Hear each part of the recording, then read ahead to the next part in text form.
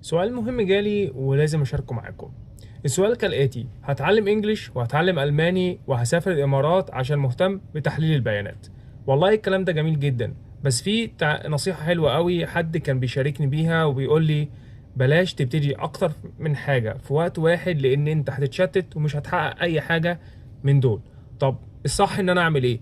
الصح ان انا اركز على حاجه واحده بس وابتدي ان انا اخد فيها خطوات كويسه جدا واتقنها واكون شاطر واحقق لنفسي مصدر دخل. بعد كده ابتدي ابني المهاره التانية اللي انا محتاج ان انا اتعلمها. يعني الصح بالنسبه لك ان انت لو مهتم بتحليل البيانات فانت الاساس بتاعك هو اللغه لازم تكون قويه جدا، لان الحاجات دي هتتسهل عليك قوي معلومات كتير وحاجات اكتر، لان المصادر بتاعتك كلها هتكون باللغه الانجليزيه، فمش هينفع مستواك يكون ضعيف. فانت هتعمل ايه؟ انت هتشتغل على نفسك انك تحسن مستواك في اللغه الانجليزيه عشان تشتغل وتحوش فلوس، ولما تحوش فلوس وتاخد الخبره في بلدك وتتمرمط، بعديها تبتدي تحضر نفسك للخطوه اللي بعد كده، وهي المهاره اللي انت محتاج تتعلمها اللي هي تحليل البيانات. طب والالماني؟